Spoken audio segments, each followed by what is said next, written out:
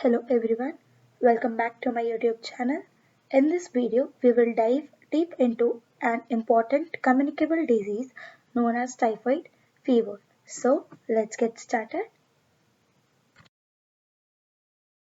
Typhoid fever, also known as enteric fever. अब इसे enteric fever क्यों कहा गया है? Because it affects the small intestine. It is waterborne and foodborne illness which spreads through the fecal oral route. It is caused by the gram negative bacteria. अब ये bacteria का नाम है Salmonella typhibacterium और Paratyphibacteria. A, B, C are the subtypes of the Paratyphibacteria. ये bacteria ऐसा rod shaped दिखता है. It is highly contagious disease. Symptoms इसमें कौन से देखते हैं हम? High fever, stomach pain, flu-like symptoms and diarrhea.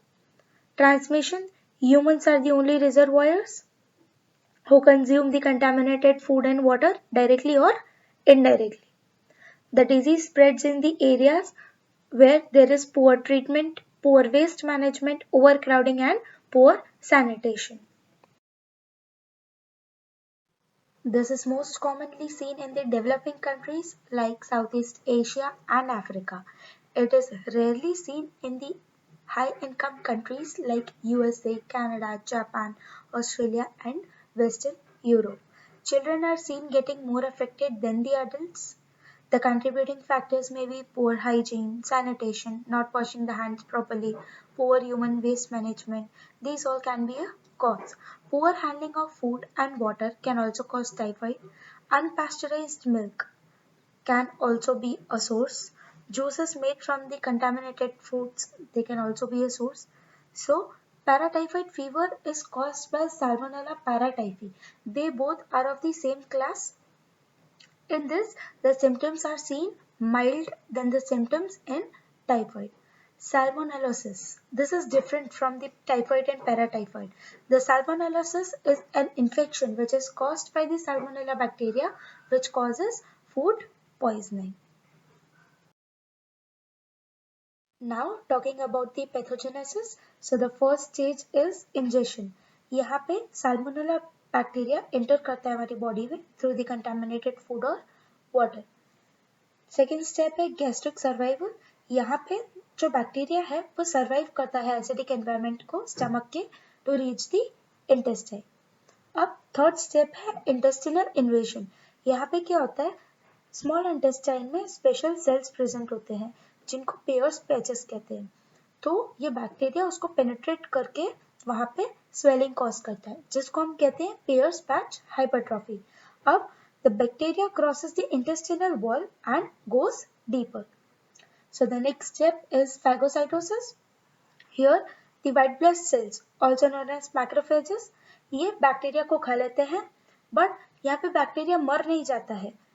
Instead वो वहाँ पे ग्रो करता है और मल्टीप्लाई होता है. So the next step is lymphatic spread. यहाँ पे the बैक्टीरिया जो है वो लिम्फ नोड्स पे पहुंचता है और एंटर करता है ब्लड स्ट्रीम को through the thoracic duct. Next step है प्राइमरी बैक्टीरिया प्रोसेस. यहाँ पे जो बैक्टीरिया है वो स्प्रेड होता है through the blood to the organs like liver, spleen and bone marrow. Next step है इंट्रासेल्युलर रेप्लिकेशन. यहाँ पे जो बैक्टीरिया है वो मल्टीप्लाई होता है बॉडी सेल्स में और इन्फ्लेमेशन कॉज करता है जैसे ही इम्यून सिस्टम उस पर रिएक्ट करता है. नेक्स्ट स्टेप है सेकेंडरी प्रोसेस. अब यहाँ पे बैक्टीरिया वापस ब्लड में चला जाता है और हाई फीवर कॉज करता है और सिस्टमिक सिम्टम्स दिखाता है in the second week. Next step है गॉल ब्लैडर कोलोनाइजेशन. अब बैक्टीरिया जो है वो गॉल ब्लैडर में चला जाता है और फिर उसके बाद वापस वो इंटेस्टाइन में आ जाता है जिससे कि वहां पे अल्सर्स और रीइंफेक्शन होता है. अब कॉम्प्लिकेशंस की बात करें तो अगर हम इसको ट्रीट नहीं करेंगे तो बैक्टीरिया होल्स कर देता है इन द इंटेस्टाइन जिसको हम लोग इंटेस्टिनल परफोरेशन कहते हैं, ब्लीडिंग कॉज करता है और सेप्सिस कॉज करता है. सेप्सिस मतलब कि blood infection in the whole body. ये हमको थर्ड और फोर्थ वीक में देखने को मिलता है. अब करियर स्टेट की बात करें तो कुछ लोग जो है वो सिम्टम्स शो नहीं करते बट वो बैक्टीरिया को कैरी कर रहे होते हैं इन दी गॉल ब्लैडर और वो स्प्रेड भी कर रहे होते हैं इसको through the stool for years और मंथ्स. इनको हम एसिम्प्टोमेटिक कैरियर्स कहते हैं। सिम्टम्स की बात करें तो अब सिम्टम्स हमें कब देखने को मिलते हैं, तो जब हम कंटामिनेटेड फूड या वाटर को कंज्यूम करते हैं उसके 5 to 21 डेज के बाद हमें सिम्टम्स दिखते हैं, जैसे कि high fever, abdominal pain, chills, diarrhoea, fatigue, constipation, muscle एक, डिसऑर्डर्ड स्लीप पैटर्न्स, नींद ठीक से नहीं आती है, typhoid encephalopathy, Altered mental status, confusion and delirium. Weakness देखने को मिलती है, sore throat, stomach pain, loss of appetite, भूख नहीं लगती है, bleeding from the rectum, sweating, rash, coughing, और कुछ पेशेंट्स में हमें टेम्पररी पिंक स्पॉट्स भी दिखते हैं on the chest and the abdomen. अब सिम्टम की टाइमलाइन की बात करें तो फर्स्ट वीक में हमें यही देखने को मिलता है, जो फीवर है वो ग्रेजुअली इंक्रीज हो रहा है। सेकेंड वीक में एब्डोमिनल पेन बहुत ज्यादा होता है और रोज स्पॉट्स दिखते हैं जो फ्लैट और पिंक कलर के होते हैं।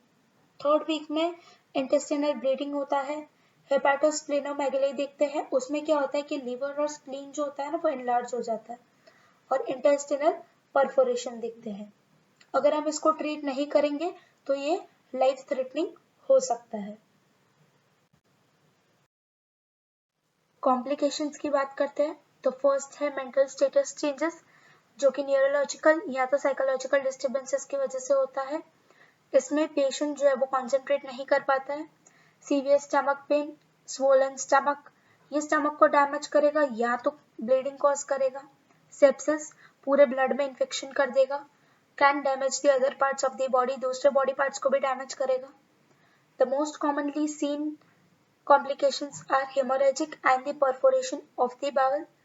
Next, pancreatitis with acute kidney injury and hepatitis. ये rarely seen है patients में.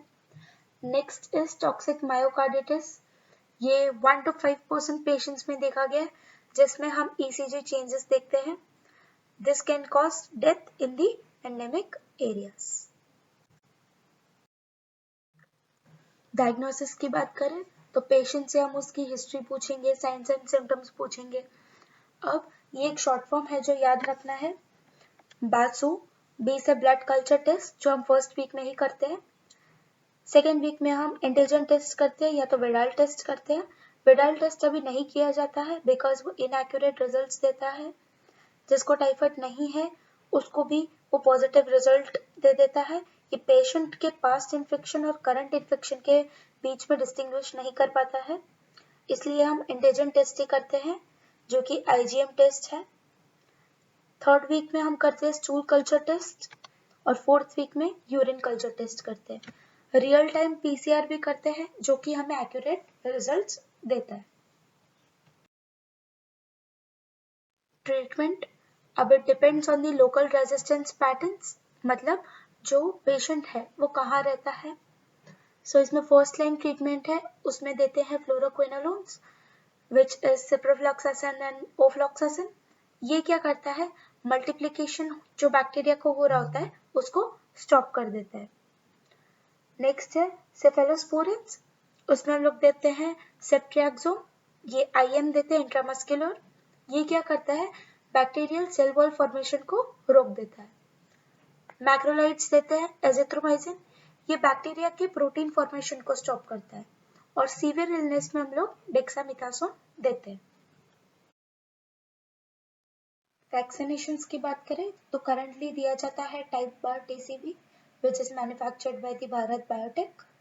This can be administered to the infant 6 months of age and older. 0.5 ml दिया जाता है इंट्रामस्कुलर, जो प्रोटेक्शन देता है for a long time. Next है इनएक्टिवेटेड टाइफाइड वैक्सीन, ये इंजेक्टेबल है, इसका बूस्टर डोज दिया जाता है every 2 years to the children more than 2 years and older. Next है लाइव टाइफाइड वैक्सीन, ये ओरल फॉर्म में अवेलेबल है, टैबलेट्स के फॉर्म में। ये दिया जाता है 4 days a week and provides protection for up to 5 years. This is given to the children above 6 years and older. Other considerations. So relapse is seen 2 to 3 weeks after the resolution of the fever. Risk of relapse depends on the antibiotic used. Chronic carriage. The carriers are asymptomatic, which is seen in 1 to 5% of the patient. Excretion of the organism for more than 12 months after the resolution of the acute illness. Risk factors: adult women and person who are affected with the biliary tract diseases, example cholelithiasis, are getting affected. How to prevent? So drink fresh water, boil and disinfect the water before drinking, peel all the fruits and vegetables before eating, keep flies away from the food, cook all the food thoroughly and eat when it is hot. Watch for ice cubes and ice creams which can easily get contaminated. Wash hands with soap before eating and after using the washrooms. Take vaccinations on time. Thanks for watching. If you found this video helpful, please like, share and subscribe our channel. Stay safe, stay healthy and see you in the next video.